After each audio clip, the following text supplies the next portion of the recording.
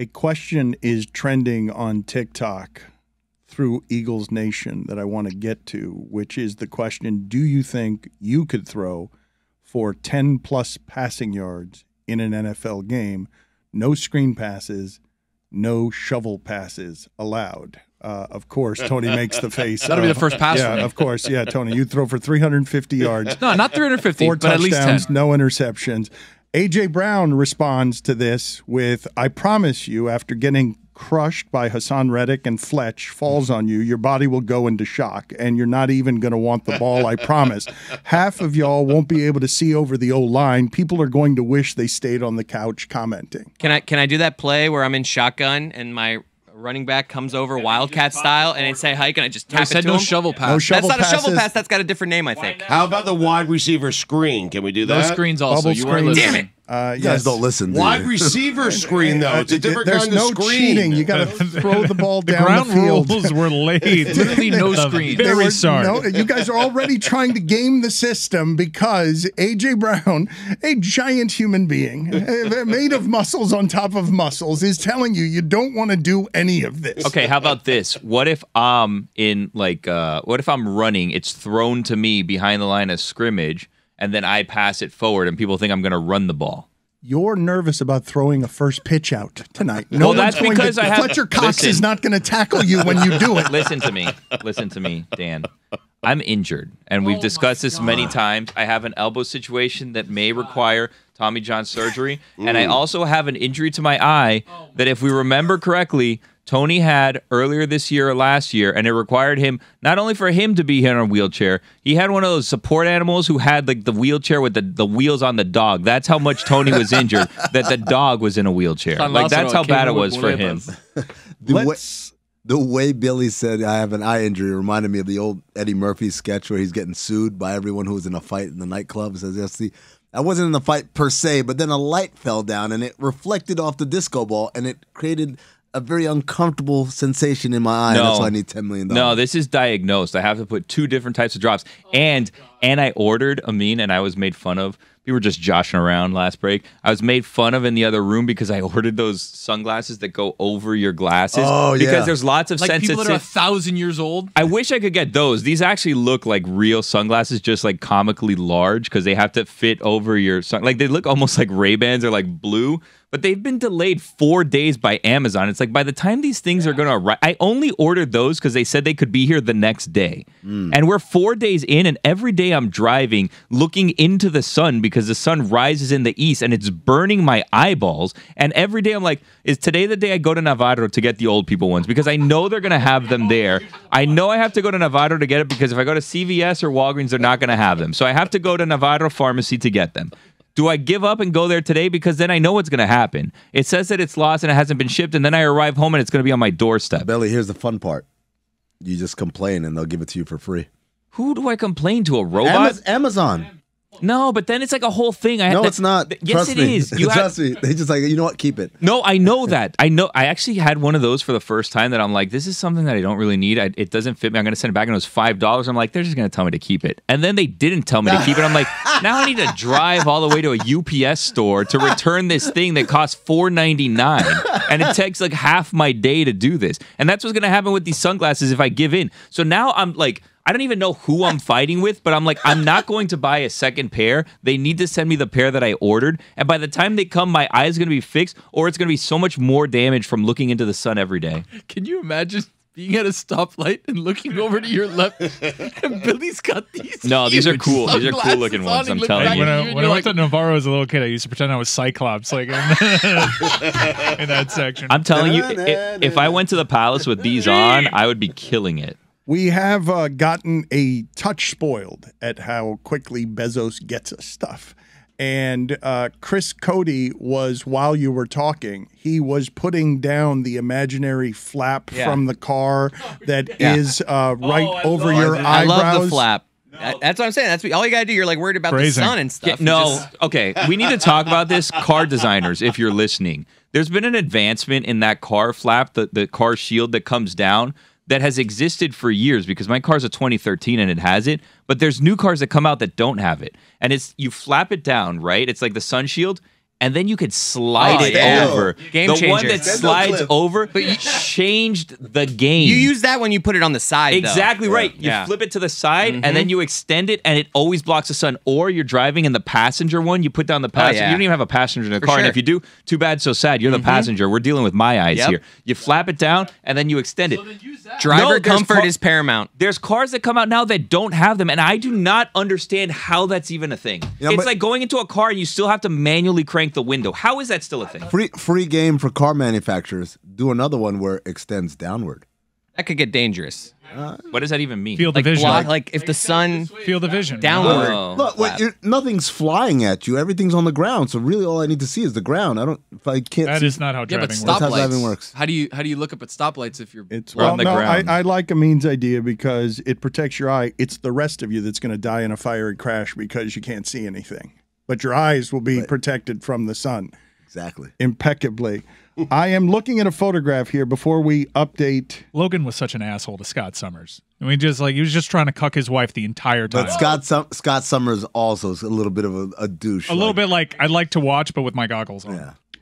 The photo I'm looking at before we update the tournament is of Hassan Whiteside and Brandon Knight on an airport tarmac in Puerto Rico, waving tiny Puerto Rican flags as they prepare to sign with Los Piratas de Quebradillas. Los Pirata. I can't believe it. Wow, that's big. I don't know what a quebradilla is. I don't know what that word means in Spanish. Probably a city. Can any of Man, Hassan blew through 100 million quicker than Drake. Dude, he loves to play basketball. Come on, guys. Wait, are you saying he blew through that entire contract? No. You don't know He that. loves basketball. You've gone too far. Let's update the poll. Let's update here the tournament because we've had play-in games. Those play-in games were fun last night, going right down to the end. Doesn't March, count. It's March, Dan. March has begun. We're going to have a March. The Aggies of Texas A&M CC. The team plays in Quebradillas, Puerto Rico. Yeah, So it's it's the city of the team. Okay, I don't know what so it's just the name of a city. Fair enough. Texas, number 2 seeded Texas is represented by Tom Izzo looks like he calls his star player the son I never had, even though he has 4 sons at home. playing number 15 Colgate. Matt Patricia looks like he picks his teeth with his pinky and says, bonus snack. He does. He does No, look that's like just that. a fat joke. Well, but there are a lot of those here. Texas A&M is a 7 seed represented by Vic Fangio looks like the old computer illiterate sales guy that argues with the younger boss that computers don't make sales. Salesmen make sales. I love that. against number 10 Penn State represented by Rob Gronkowski looked like the guy who made it to his early 30s believing that all dogs are male and all cats are female. Okay. He doesn't look like that guy. He is that guy, right? They're not, I mean. Are you sure? Yes, he looks like that guy and also is that guy. He does look a bit oafy, does he not? I mean, but that's my point. Is like he doesn't. I mean, okay, never mind. Thank you. Your point is a poor one. And my point is a great one, but it's a little bit mean. Stugotz, I mean. I'm taking. Did DeAndre Jordan end Brandon Knight's career then and there? Because that's the way that I'm remembering it. No, torn ACLs did. It wasn't the DeAndre Jordan. Nah, I think it was. I think I'm right here. Would Okay. Pirates be good or bad at basketball? Because their logo has the hook holding the ball, but it would probably It's a good pop logo. the ball in many instances, right? And if there's a peg leg situation, do you want to be a Pirate? That seems like probably one of the worst mascots to play basketball. Put him in the post though, and then he can spin on the peg leg, and it's not a travel. Oh my God! Tony, of course, would know how to do it. There's some notable alumni for Los Pirata, by the way. PJ Carlos Tucker. No, PJ Tucker, John Lucas III. James Ennis. Why'd you Shavlik just Randolph? assume Carlos Arroyo? I think he didn't play for them. Not for Los Pirata. All I remember about the Puerto Rican national team that played in the Olympics was that they were dominating us with a center named Ortiz who was in his mid-40s and had gel in his hair. And They shoulder pounded hair. us. They And pounded shoulder hair too. Yeah. I have waited long enough to get to this, though, with Stugotz, who today has been distracted, nervous, weirdly flustered, given that it seems, everything is moving toward Aaron Rodgers is going to be a Jet. And I don't know if at 1 o'clock today on the McAfee show, now normally he's on Tuesdays on McAfee, he is coming out of the darkness and silence and ignoring Brandon Marshall. He's going to say something at 1 o'clock today. It'd be a terrible interview if he didn't. I mean, well, why would he be doing it unless he's going to say something? Well, he has to appear on that show. He doesn't have to appear. Oh, come on, Stugotz. Greg Cody. He normally appears on Tuesdays. Now he's appearing on Wednesday. He doesn't have to appear. Like, what, really, Stugotz? You think he's got commitments, Stugotz? Dan. Come on, Stugotz. I mean, he's blown him off for 3 weeks. McAfee has Aaron Rodgers. We have Greg Cody. We've got the guy wearing pants in the relay race against Tyreek Hill. Pants. I'd rather have Cody. I got to be honest. Where are you with this, Stugotz? Because you say you're going to rush home to watch YouTube and watch Pat McAfee put a leg and a foot up on a desk as he interviews Aaron Rodgers. And you're expecting what? Because yesterday was the report, and it's great as we talk about Aaron Rodgers not having enough help in Green Bay that he's now bringing all of it with him. Because he's got a list of demands. He's got a wish list. Because the Jets have worked so well over the years. It's Lazard. It's shocking to see Mercedes Lewis on that list after 20 damn years in the league. We were joking around that he was going to do this, and then he actually did it. And 5 years of carrying water for Aaron Rodgers, saying that he didn't have weapons in Green Bay, and now he wants all the weapons he had in Green Bay. And it is so much fun to see these athletes realize the power and the leverage they have of whether they're Nelson Cruz as the general manager putting themselves in the game or Aaron Rodgers saying, you can't do anything until you get me all of my friends. Like, I won't say yes to this unless I get every single thing that I want. But haven't his friends led to him not winning? Yeah. Like, are those pieces better than what the Jets have right now? No. They're additions to what the Jets have there's right talk now. that they may have to trade Elijah Moore now because So Elijah what? Moore was a malcontent last season with how he was being used. With And now Zach they just- Wilson, though. And they just brought Lazard into the fold, and they're trying to bring Randall Cobb in here, and they're also talking about OBJ. I'm telling you, if you have to separate yourself from Elijah Moore, and you think that Odell Beckham Jr. and Randall Cobb is an upgrade over Elijah Moore and Braxton Berrios, you are dead wrong. Aaron Rodgers is the ultimate upgrade over Zach Wilson. I don't care who he's throwing the football to. That is fair. And You on know- aggregate, like if those are the concessions you have to get to sweeten the pot to the point that Aaron will restructure his deal to fit these guys in, go for it. I'm with you.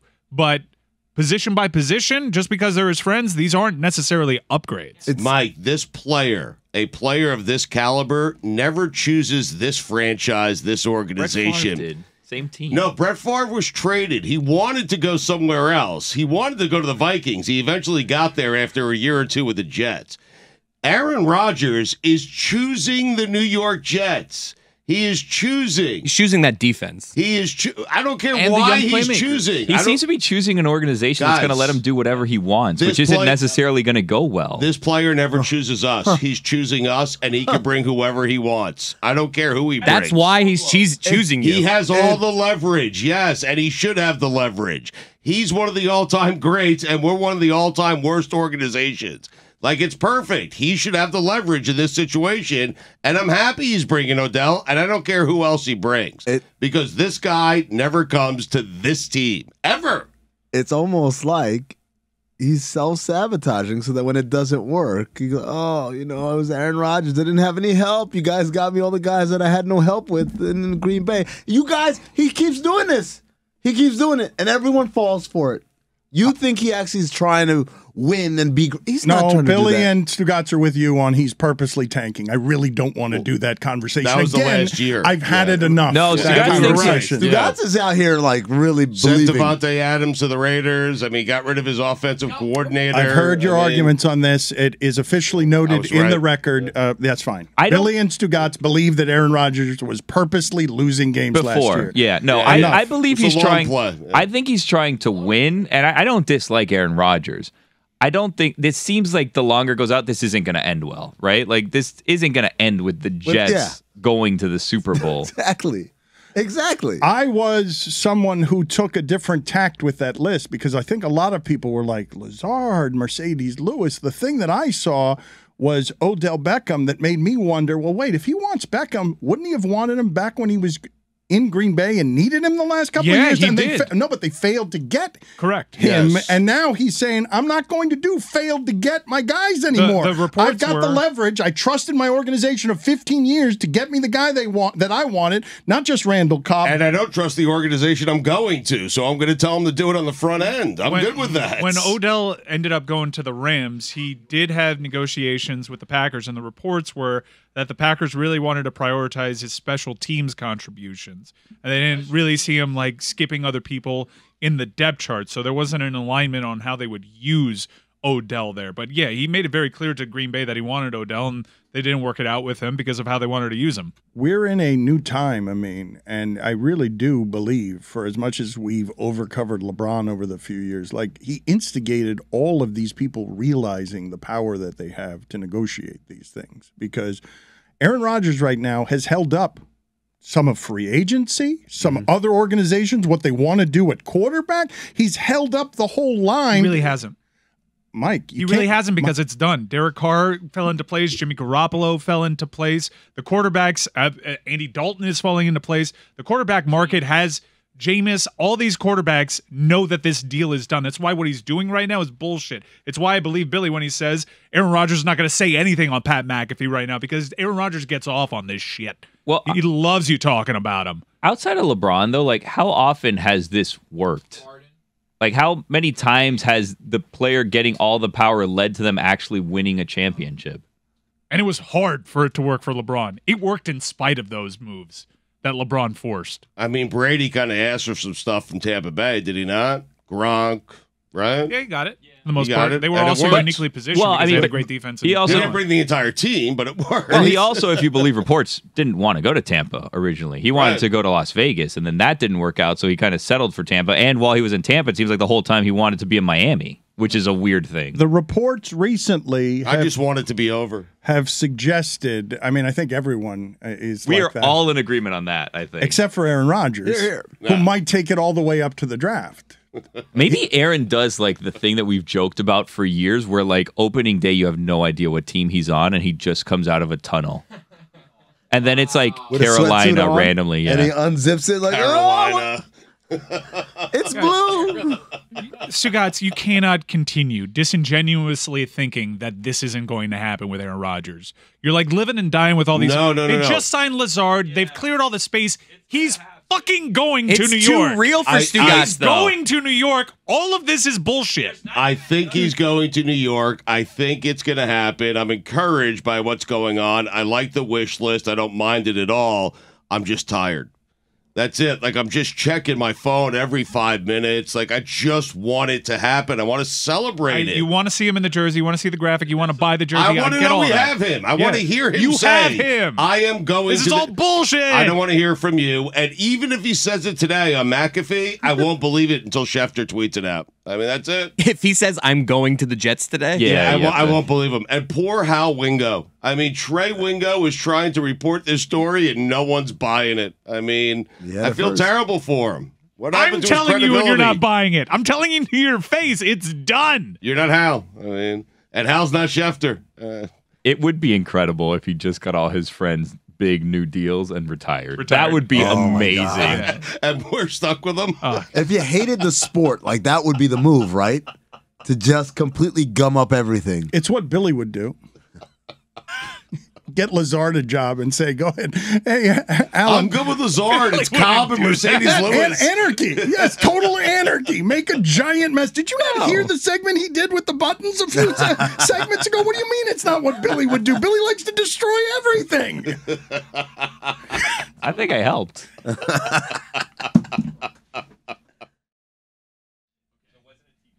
Cowboys are prepared to release Ezekiel Elliott too. You can make an offer to Lamar today, can't you? at 4. At 4, right? At 4. You think anyone will? Man, if Aaron doesn't say at 1 o'clock that he's going to the Jets, they should 100% make a Lamar offer today and just kind of like put the pressure on him. Like sign Piss or off the guy don't. that they're bringing in. Exactly right. Sign or don't. Bring in Lamar. No, you sign all of his friends and then you bring in Lamar Jackson to be the quarterback. And then you're like, have fun in Green Bay, buddy. But the Ravens could match. Aaron Rodgers not is going a to. Jet. He's a Jet. He's Well, a Jet. We'll see.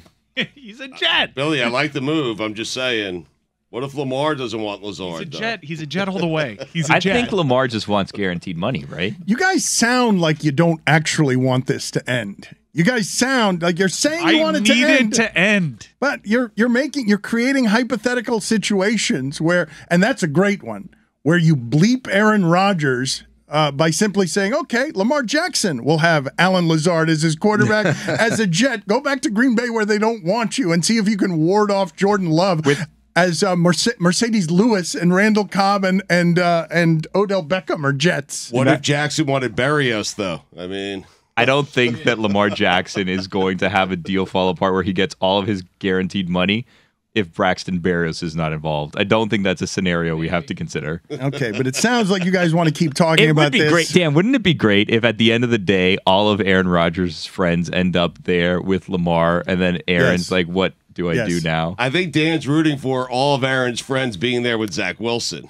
Is this what it was like in like the 90s when people talked about like Party of Five and pretended like they didn't talk about Party of Five and they didn't care about it? I am rooting for the Jets. Where'd you pull that one Like from? Melrose Place? What the hell is that? I'm trying to think of a time where there was like 6 channels and everybody watched the same thing but think Billy's pretended right. they hated it. Yeah. But you wanted to be in the conversation. Yeah. Yes. Lacey Chabert. Party of 5. What does that mean? What is Party of 5? Can anybody clarify that? TV show. It had Alyssa Milano and Lacey Chabert. Oh, I loved her. Classic. Lacey Yeah. Chabert was great. Big man. crush. Yeah, the original Meg Griffin, by the way. It didn't have Alyssa Milano. Yep. It had Jennifer Love Hewitt. Jennifer Love Hewitt. I'm Yes. sorry. Yeah. Alyssa Milano was. Loved Alyssa her. Milano was. Who's the boss? No. Charmed. Charmed. That's Yeah, the show. that's a show that turns on every morning after you watch NBA basketball, the playoffs. What's your question, Billy? Well, you know what I'm going to ask you. So I know. there was an original Meg Griffin. Yep. The Isn't original- it Mila Kunis? It was Lacey Chabert first. She has like she's had like a whole career resurrection just doing Hallmark movies. Lacey? Yeah, once you get in like the Hallmark movie game, you're in every Hallmark movie forever. You will never not work again. DJ Tanner did that. Yeah. DJ Tanner. I am rooting for the Jets to speed up the I'm getting tired of Aaron Rodgers scenario by getting tired in a week, the way that the Packers got tired in 15 years. And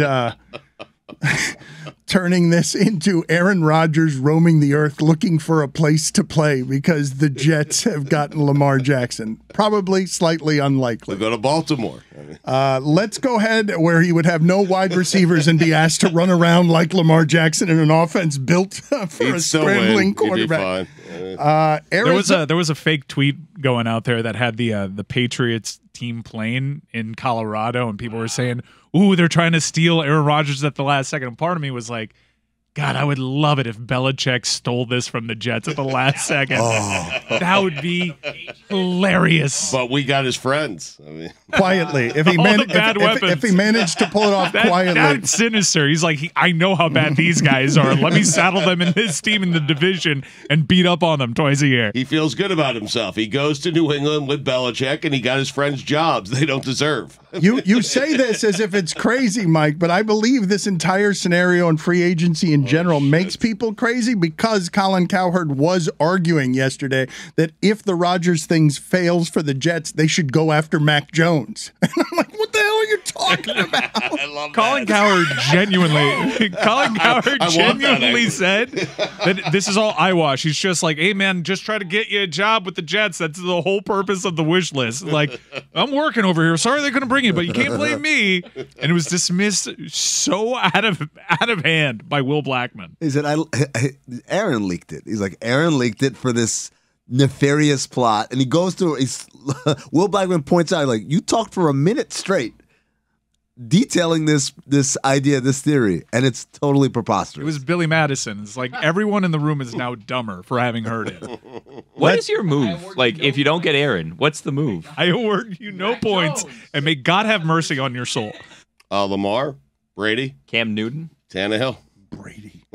Let's go ahead and update the tournament. You have a football show, man. Arizona, God bless football and stupidity. If you actually want to hear Jay Billis talk about the tournament, unlike what he did here, you could check out Stupidity, where Stugotz does break down the college basketball with him. I'm sure many of you were disappointed that we didn't do more of that. You could check that out on Stupidity. But number 2 seed Arizona is represented by Greg Popovich looked like a white blood cell.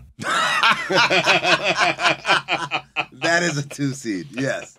facing number 15 Princeton. Dan Campbell looks like the dad who overly commits to his princess character at his daughter's tea party. Yeah.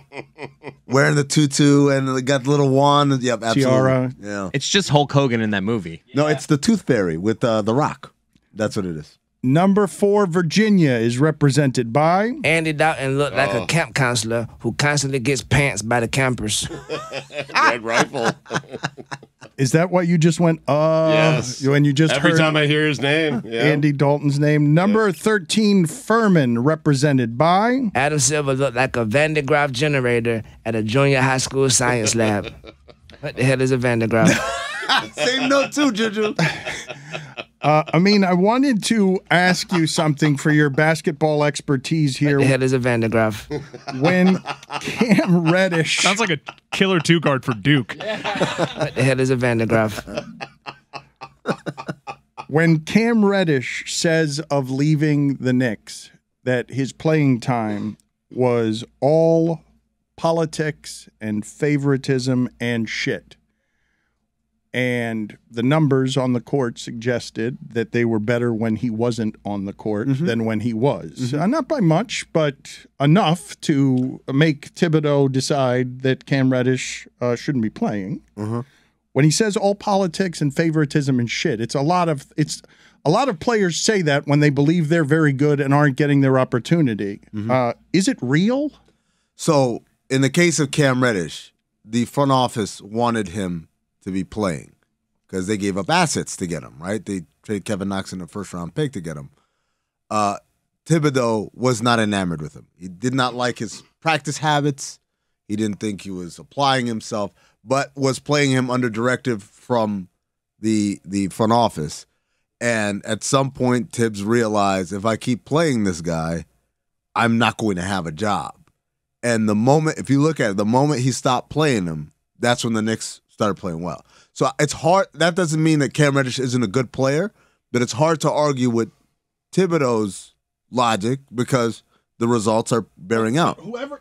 Whoever's not playing often makes this argument All the time. Is it real? But is it real? His coaches all hating on me. How often is it real that a front office, because sometimes it's real, if you've got a lot of money invested in a pick that you're paying, or you're paying somebody a lot of money, you're going to see that guy out a little more than you might somebody who's not as highly regarded as Cam Reddish. But this organization did believe in him. This seems like a ridiculous accusation for him to make, given that they were trying to do something with him. Well, he also knows that Tibbs did not like him, right? Like that he knows. I mean, But it wasn't personal. It's not because he didn't like his opinions on movies. He made his team worse. Tibbs is a guy, like, surprise, surprise. Why does Jimmy Butler get along with him great? Because Tibbs is a guy who believes you practice how you play. And if you're dogging it in practice, then, like, I can't trust you in a game. And Cam Reddish is not, from all reports, whether it was in Atlanta or New York, wasn't a great practice player. You kind of go through the motions and all that. And for Tibbs, that's, like, sacred. So I'm sure the kid is looking at it like, you don't want to give me a chance. And in Tibbs' mind, it's like, I'm not going to give you a chance because you haven't earned it or proven so. But the reality is, every player in the NBA has a version of the, if the coach wasn't hating on me, that's standard NBA talk. I mean, he's on the bench in Portland. There's a guy, Watford, starting over Cam Reddish. I mean, Cam Reddish is a bench player. Like, he is. I know he's a talented offensive player, but everywhere he's been coming off the bench. It's really hard in this league to be talented and not work hard and be successful. Dan, were you trying to say Baker Mayfield to the Bucks? Whoa! I was trying to say Bert Kreischer next. Oh.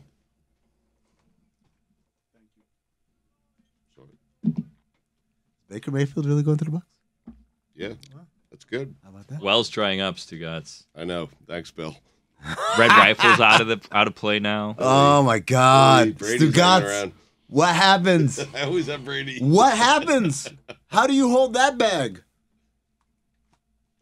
Matt Ryan.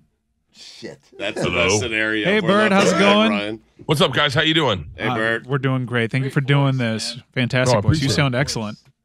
Oh, thank you very. I'm glad we were. That John Mans, thank you very much. Or my cameraman's Bless you. been running around New York trying to find a microphone for me. Bless you. Well, you sound fantastic. We're going to try to keep you here for 24 minutes straight. Perfect. Yeah. So Dan will pull you up. We were reliving earlier in this show how Dan apparently ended your podcast with Bill Burr. It's the last episode ever. So It's an interesting episode, isn't it? Have you ever heard it? All right, Bert, we'll welcome you in that way. I'm always happy to see his face. I feel like a lot of people are just made happy by this man's affable energy. His new Netflix stand-up special, Razzle Dazzle, is out now. A friend of the show, Dave Williamson, opens for him, and we root for this guy because he is fun, and your success has been a pleasure to watch. Thank you for making time for us. New movie, The Machine. It's based on his life. It's going to be in theaters May 26th. How surprised are you by the amount of success that you now have in an industry that is really hard to have this kind of success in? I am more surprised than my dad, and that says a lot. My dad last week or 2 weeks ago, I was at the Emily Center in Tampa, and my dad is the first time he'd ever seen me perform live. And I got a suite for him, and Wade Boggs walked into his suite, and my dad was like, "You know my son?" And then at the end of the night, Derek Brooks showed up. My dad was a big Florida State, big Bucks fan.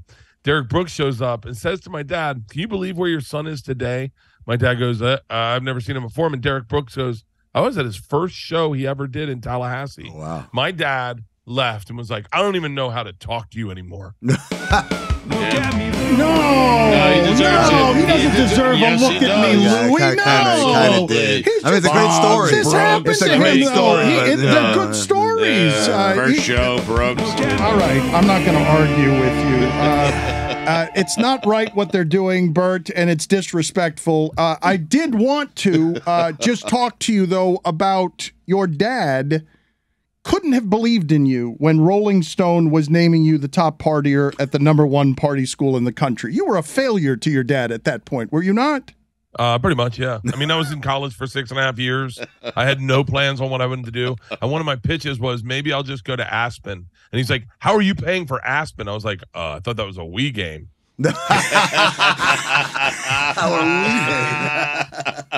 How long before he came around on the idea of this as a career choice?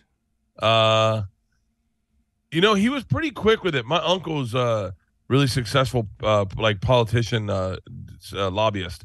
And my dad he just didn't get any of it. He's like, "I don't know what to tell you." It was almost like I was coming out of the closet. My dad was cool with it. He just didn't want me to bring the dude to the house, you know? Did they think you were funny? Your family thought you were funny. Did they think that you could make a career out of it? No. My family still doesn't find me funny. Is that right? I swear to God, yeah. I'm the least funny person in my family. My sister Cotty is by far the funniest. You're the least funny person in your family. That cannot be true. According to his parents. Yeah, according to my parents. Me and my dad, we laugh. Like, we're laughers. So, like, we laugh at my sister and my sisters and my mom and my daughters. But I'm definitely not the funniest person in my family. Where does your comedy come from? Because the family has to be funny, right? And funny had to be encouraged. I swear to God, this is going to sound like, honestly, old Cuban men. I think growing up in Florida, like Tampa, I went to all-boys Catholic high school, and that energy of an all-boys Catholic high school and the coaches that we had and the sense of humor that you'd have when you go to beach week and one of the dads would stay with you, those laughs, like making guys laugh, that was my energy. So like there in Tallahassee, going to being an ATO up at Florida State, that's where I got my sense of humor. Dude, I took sports so seriously as a kid. I was not funny. But the Cuban dads, I remember the first time that you and I talked, you pointed out that you loved my dad because all you saw growing up was funny, cartoonish Cuban men. Dude, I mean, obviously none of them ever spoke politically, or not politically correct, but well, politically correct too, but like without curse words. But yeah, I mean, just the dad, because the boys would do stuff, right? And then we'd come home and the dad would be up and he'd be like, "Hey, what did you guys get into tonight, huh?" And it was this energy of like he would bust balls and then we would bust balls.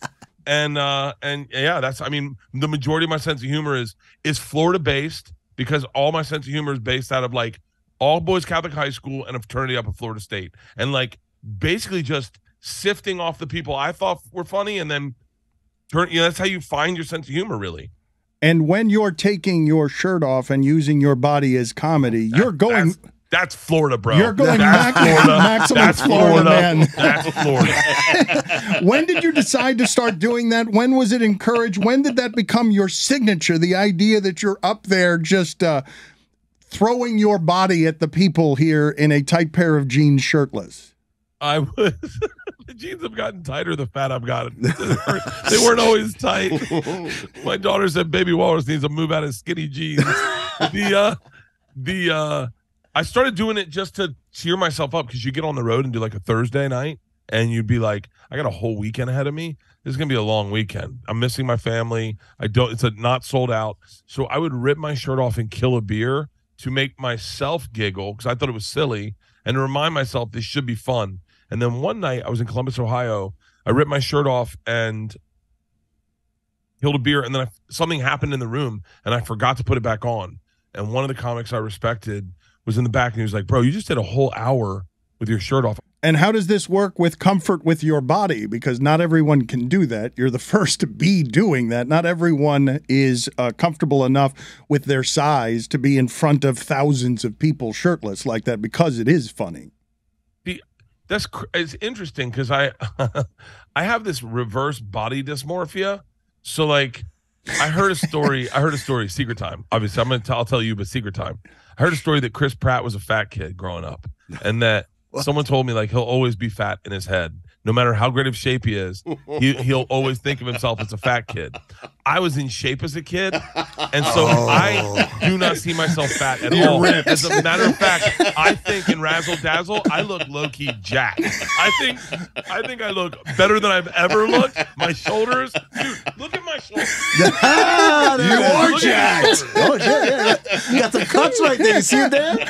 I mean, I'm feeling traps. good. I feel great about my body. The new Netflix stand-up special, Razzle Dazzle. Oh, look at that. Look at that.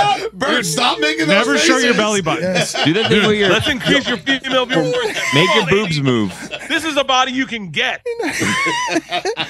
Razzle Dazzle is the stand-up special. How old would you have to be? What is the age if I came up to you and said, "Bert, you're not going to believe this, but the new movie Machine, it's in theaters in May, and Razzle Dazzle, a Netflix special, is happening." At what point in your career, at what age would you have said, "Yeah, that's a possible dream"?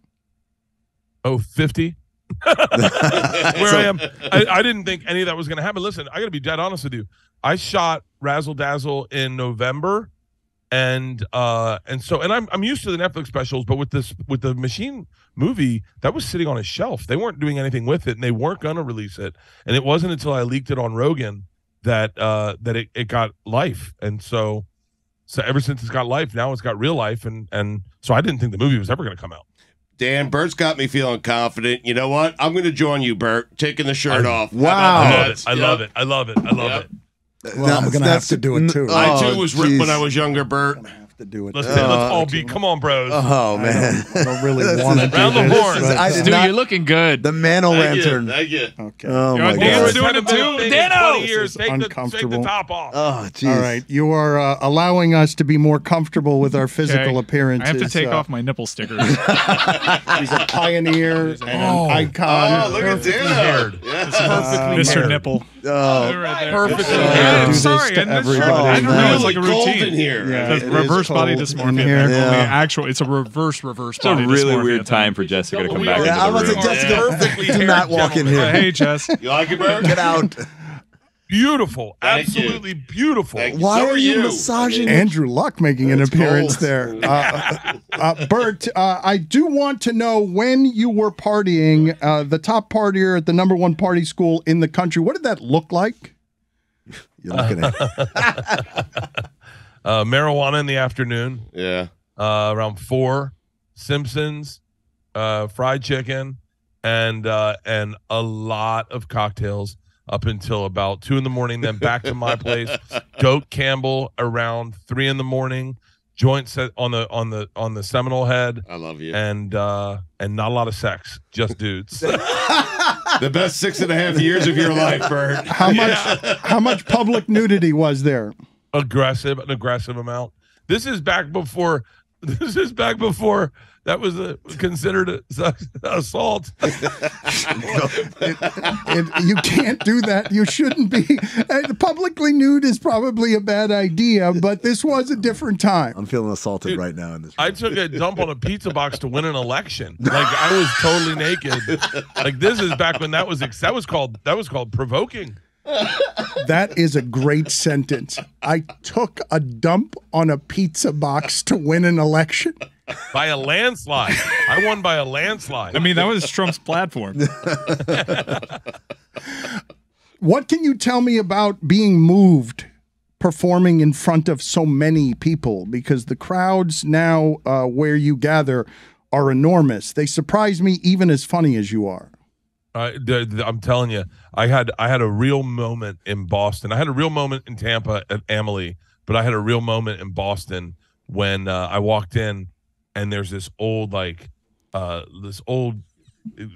that's been working at the Garden forever. And I walk into my underwear and he goes, "You sold it to the ceiling, kid. You sold it to the ceiling." And then I got a standing ovation and I started crying. I was like, boom. It caught me off guard. Same thing happened in Tampa. Same thing happened in Orlando. I never expected any of this, man. At 44, I was fired from Travel Channel. My wife wanted to get a vasectomy. We were tearing down our house to rebuild it. I was nowhere. I got kicked off Funny or Die tour. I was making $2,000 a week on Funny or Die. Tom was making $20,000 a night. And I was like, that's my life. I got to accept it. I never thought any of this would happen. What happened with the podcast with Bill Burr? That wasn't really. You. No, that wasn't. ended it. No, because it didn't. What is that? Why it ended? That can't be why it ended, Bert. Please say it did. Please say it was. Please say it was. Leaning back helps, I feel I like. wish I'm gonna take. Yeah, I gotta lean back. I gotta lean back. So you're serious? You invite me on, and we blindside Bill Burr during a barbecue, and he was mad about it, and that's it. It ended a popular podcast. I thought it would go so much better. He was. You know what's so funny is it was the second to last time I've spoken to Bill. Oh no! Wow. friendship. Ended a friendship. Oh, no. Oh my God. And so I haven't. And so it was. I think it was probably more. I don't know what happened. Bert, I went in knowing do not provoke Bill Burr, do not provoke a comedian. It will go very poorly for you. I spent the entire interview backpedaling, but he got very angry off the top about the idea that Boston might have some racist tendencies. He was extremely ornery. But isn't he always? It was a side of Bill. Like I've known Bill for a long time. I've been friends with Bill for probably 20 years, 20 plus years. I'll always be friends with Bill. We have not talked in a while, but I'll always be friends with Bill. I love Bill. I respect him. But man, that was a ornery interview. Like I think what was happening was he was grilling out with his family and forgot that we had a podcast.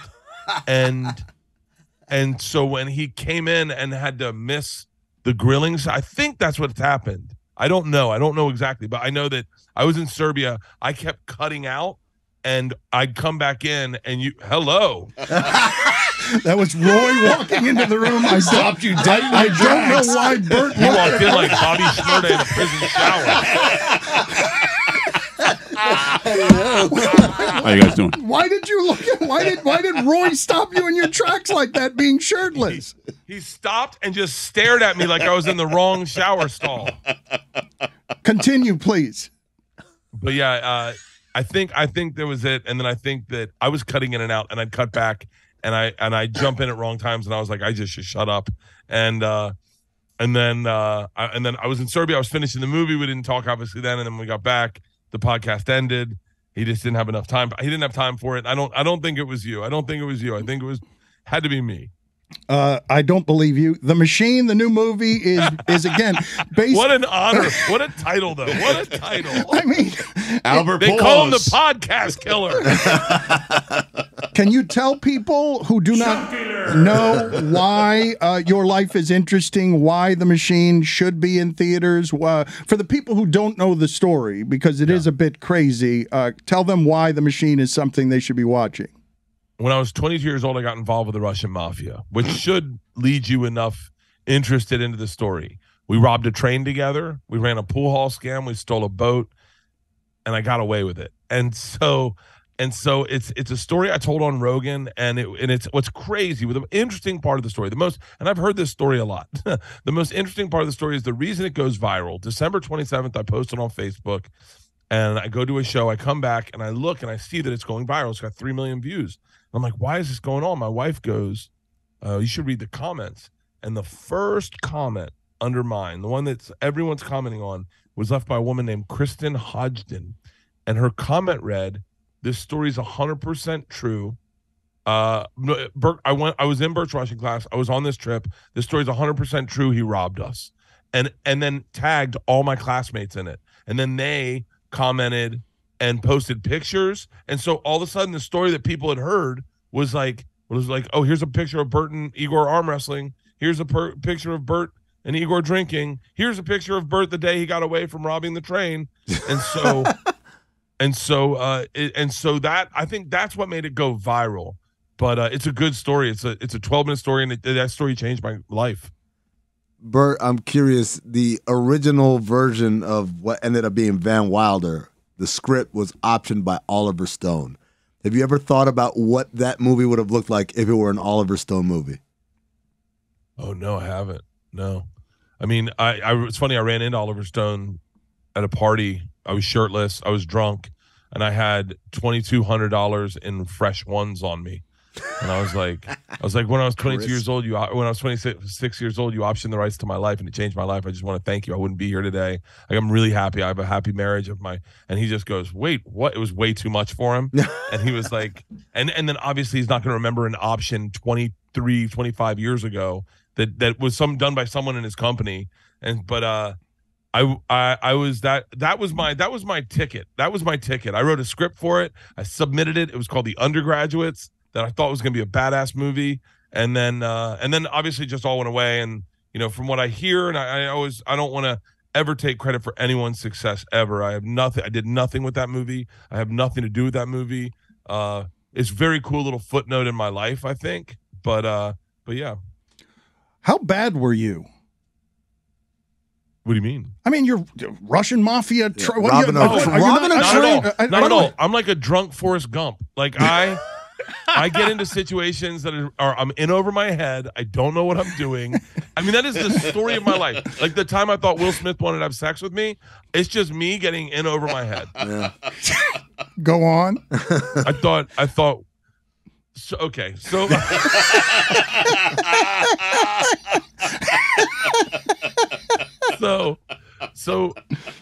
I'm 6 months into comedy, and Will Smith's people discover me, and they're like, "Hey man, we want to do a television deal. We think Will would like you, but you got to meet him." So I was like, "Okay." So they send me up to this recording factory, like the studio, and there's 2 folding chairs in the middle of a dance hall, like a dance room, and they go, "Sit there. We'll be in a second." They just need him to. He needs to like you in order to get it, and it was $125,000. So I was like, done. First of all, I love hip hop, right? I love hip hop, and I love Will Smith and Tupac. Biggie had just gotten shot. I mean, all this is going on around this time, and I'm like, I'm going to get this guy to love me. He sits down. I'm a whirlwind of personality, dude. I love hip hop. I love Jada. I love you. I love black people. You're black. I love I'm like hammering this guy. We talk for 35 minutes, and he just looks at me. He goes, "I like you." I go, "I like you." He goes, "What are you doing tonight?" And I go, "I don't know." And he goes, "Let's go to the movies." I go, "Cool." And then we leave. So I call my dad. My dad's a regular dude. He goes, "How did it go?" I go, "It went great." He goes, "Tell me." I said, "We're going to the movies." My dad's like, "On a date?" I go, no, like, I don't know. He goes, who else? I go, just me and him. And he goes, oh, buddy. I'm so sorry. I'm so sorry this is happening to you. This is called the casting couch. What happens is these Hollywood stars have had sex with so many women that they're bored with having sex with women. The only thing that turns them on is the look on a young boy's face as they turn them into a gay guy. And I went, what? I go, Dad, that's impossible. He goes, no, I heard about it. I'm telling you. I go, Dad, that's impossible. He goes, let me ask you a question. What's more likely? The fact that you're so talented that in 6 months of doing stand-up, the biggest movie star in the world wants to make a TV show about you, or that he's tired of having sex with women and I want to have sex with you. I'm like, I'm screwed. He's like, yeah. Did you go to the movie afraid that you were going to have to ward off his advances? I showed up. It wasn't even a movie theater. It was at Planet Hollywood, which is even weirder. And I'm like, wait, what celebrities go to Planet Hollywood? Where is the movie theater in Planet Hollywood? So I'm sitting in the waiting room. Dude, 6'7", black guy comes in, sticks his head, and he goes, yo, you Bert? I go, yeah. And he goes, I'm Charlie Mack. I was like, oh, I'm going to have sex with this guy, too. Oh, my God, this is going to be a long night. I go downstairs. There's a folding room, the size of a hotel room, a room of folding with curtains all around it, and there's 10 black dudes in there. And I'm like, oh, my God, this is going to be a long night. I got these 10 black guys. I got Charlie Mack. I got Will Smith. I'm sure he's bringing Jazzy Jeff. That's 13 dudes. So I just sat there, and then Will walked in with Jazzy Jeff. I swear to God. And he's like, yo, guys, this is the guy I was telling you about. And they all look at me like, oh, okay. And they start walking towards me. I'm like, all right, here we go. It's game time. and then the curtains open up behind me, and there's a private movie theater. And Will goes, grab us 2 seats. Me, you, and Jazzy will sit next to each other, and I'll get a shrimp. What do you want to drink? And we had Long Island iced teas, and we watched American Pie. And then at the end of the movie, it's a great movie. Obviously, it's a great movie. At the end of the movie, the lights come on, and he goes, so what'd you think? I said, it's a great movie. And he goes, no, about the room. I go, it's very nice. And he goes, no, about the guys in the room. I go, the guys in the room? He's like, yeah, what did you think? And I was like, I don't know. They're black? And he goes, hey, man, you said you were a hip-hop fan. That's Kool Moe D. Oh, wow. That's Biz Markie.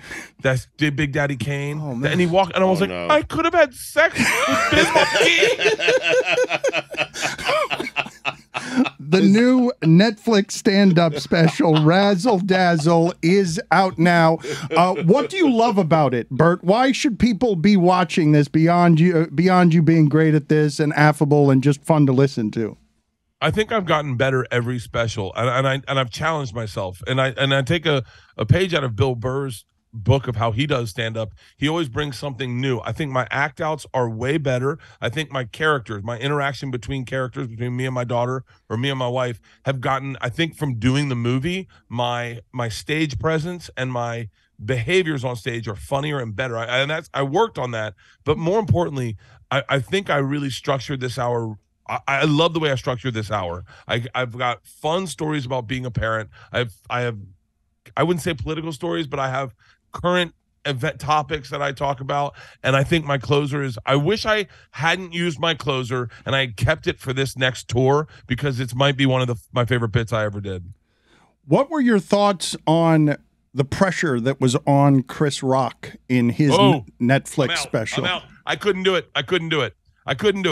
That guy's the greatest. You could not do a live show with me. I shoot 4 specials. I shoot 4 shows to get 1 special. We'll use the majority of one, but we'll tweak it with better stuff from each. Dude, he did 1 show. I just for perspective, I did a show one time. I did a special taping, and on the second show, I go, that was amazing. And Leanne goes, you have mustard on your pants. I go, what? She goes, yeah. I said, well, how would I have mustard on my pants? She goes, you had hot dogs in between sets. And I was like, why wouldn't someone stop me? I mean, I did. And when we did Razzle Dazzle, in the middle one of them, I had a drink and I had to take a piss. And so I went over to the side and peed in a cup off the side of the stage in the middle of the show. I mean, I can't look. when I do a live show, they're live, they're fun, they're spontaneous. I can make it all happen. But when I'm doing a special, that is material I have worked on, rehearsed, and I want it presented a certain way. And I could not do what he did. He's the next level. How many could do it? I didn't think it was a great special, but I did think the pressure was extraordinary, and it was hard for it to be a great special for anybody. It was the pressure was insurmountable. Chappelle could do it. Burr could probably do it. That's it. Louis did it. Louis just did it in Madison Square Garden. I bet Gaffigan could do it. Segura can't do it. It's a short list. I thought to myself, God Almighty, he must be scared, even though he's one of the best. He must be scared. It's the reason I think if you get offered Saturday Night Live to host, you got to say yes. I don't think I'd want to do it. Like, the pressure would be insane to deliver a monologue in front of America live, to not like, just, I don't know, like, obviously you have to take the gig, right? Obviously you want that. You want that in your career. But I've watched people do it, and I go, I don't know if I could handle that pressure.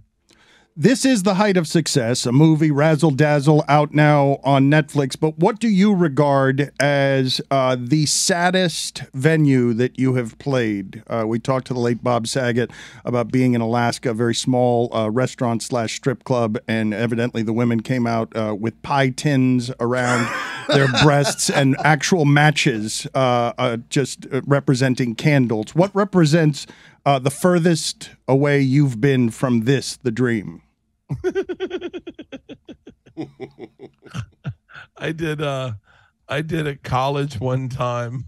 In a classroom, in an actual classroom, and they were sitting in desks, and it was 8 kids. And then they asked me to stand on the teacher's desk like Robin Williams in that Teacher My Teacher, Master My Master, or whatever. Is it Dead Poet Society? Dead Poet Society, and it was more depressing than the end of Robin Williams' life.